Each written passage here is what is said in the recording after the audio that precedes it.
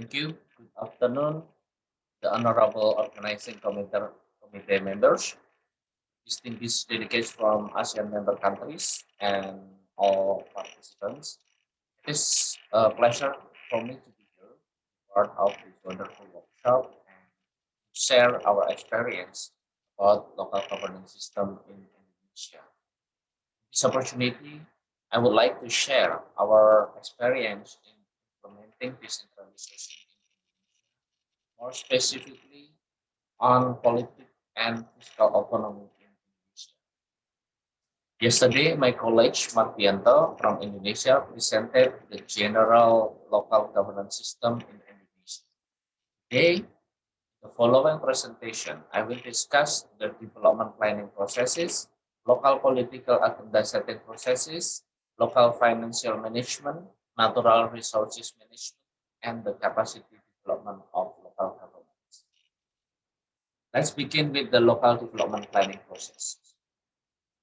Since 2001, district and provincial government have enjoyed full authorities to manage their affairs, include the freedom to determine their local development planning.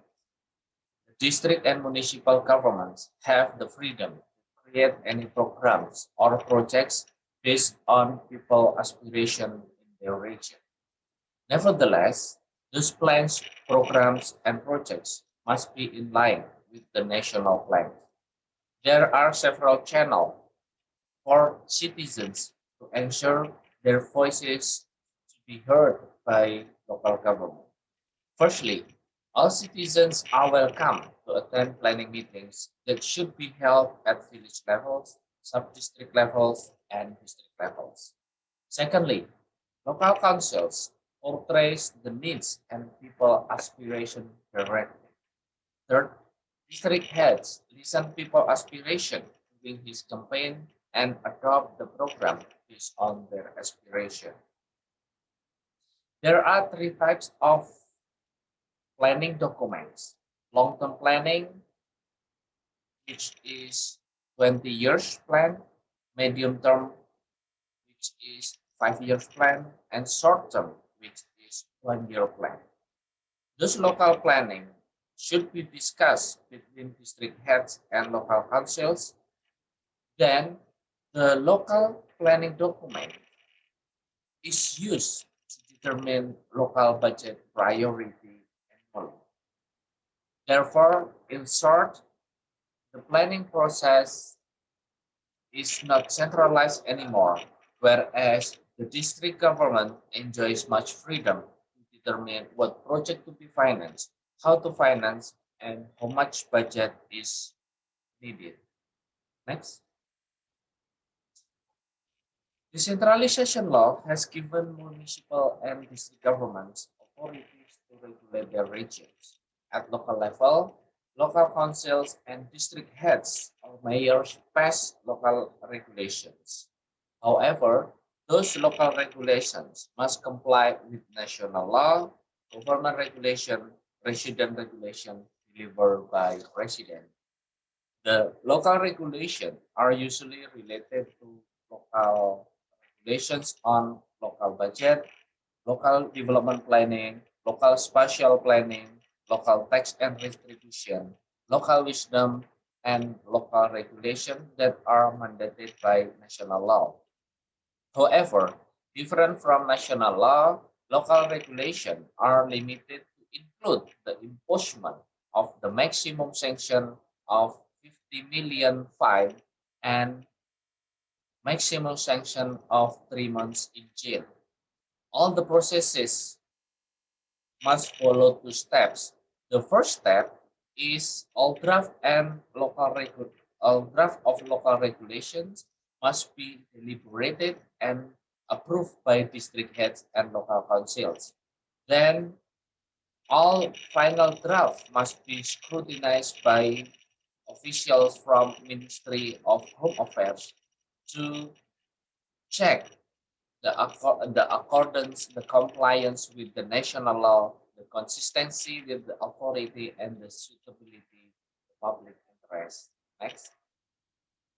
Yesterday, we heard a very good question from Governor Dakila about how central local fiscal relationship in Indonesia. Although Indonesian system is very decentralized, in fact, local government in Indonesia are highly dependent on national fiscal transfer. Average, only 40% of total revenue from local and 60% of total revenue are from central government. According to Government Regulation number 12, year 2019, there are three sources of local government income. First, local revenue. District, municipal, and provincial government are allowed to levy tax and retribution. Another source of local revenue are local dividend from local owned enterprises and other legal source of revenue. Second, transfer fund or transfer grants from central and provincial government. Transfer fund from the central government are in the form of general allocation fund, profit sharing fund, special deconcentration fund, general allocation, special allocation fund, infrastructure fund, and village fund and other national grants. And then transfer from provincial government to district government are in the form of deconcentration fund, financial assistance, and profit sharing fund. In terms of profit sharing fund, it is a tax sharing between central, provincial, and district government. For land tax, 10% goes to central government and 90% goes to local government. For property tax, 20% goes to central government, 80% goes to local government. For income tax, 80% goes to central government, 20% goes to local. And for natural resources tax, each sector has different scheme. And the third revenue is other revenue. It is another form of local revenue, such as fiscal grant, emergency fund, and other form of revenue. Next, in the term of natural resources management, the district government has limited authority to manage natural resources, while provincial and central government have the authorities to manage the natural resources. In according in accordance with Law Number 23, year 2014 on local governance, district and municipal governments do not have authorities to conduct risk management because the authority are possessed by provincial and central government. Provincial government manage forests within its jurisdiction and the central government manage forests which are located across two or more provinces and which are designated as national parks and which are strategic and large. At provincial level, there is a unit to manage forest called Dinas Kehutanan. The profit sharing fund from the tax in forest management is 20% goes to central government and 80% goes to provincial and district government. In the mineral, coal mining, oil and gas mining, district and provincial government do not have authority to stipulate permits or to manage this sector. All of these sectors are under central government authorities. Nevertheless, three provinces are given special autonomy to manage mining sectors such as Aceh, Papua, and West Papua. Besides those special autonomous regions, 80% of the tax from the sector goes to central government and 20% goes to local government. In the fisheries and agriculture sectors, district and municipal government have authorities to manage fisheries and agriculture. However, the authorities are limited based on the area and capacities. The central government plays role to develop guidance and standard for district and provincial government to oversee the district performance of in this sector. The tax from fisheries and agriculture, 80% goes to local government and 20% goes to central government. In the regard of the capacity development, district and municipal government are encouraged to enhance the capacity by conducting some capacity However, provincial and central government also play pivotal roles in enhancing the capacity of local government.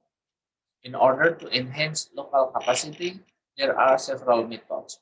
First, all ministries provide guidance for local government to achieve good quality of public services. Second, all ministries provide some technical assistance directly to local governments officials through education and training conducted by ministries. Third, provincial government conduct training to local government employees by inviting some experts from ministries, from provincial governments, and from district governments. Fourth, local government or district government provide some training to local officials by inviting lecturers from ministry's office, provincial office, and other experts from universities. Furthermore, local government also may conduct some comparative study with other local governments, both domestic and international, and develop partnership with them to develop the local capacity. From previous presentation, there are several lessons to be learned from the governance system in Indonesia. First, central government is a very dominant actor in spite of decentralization.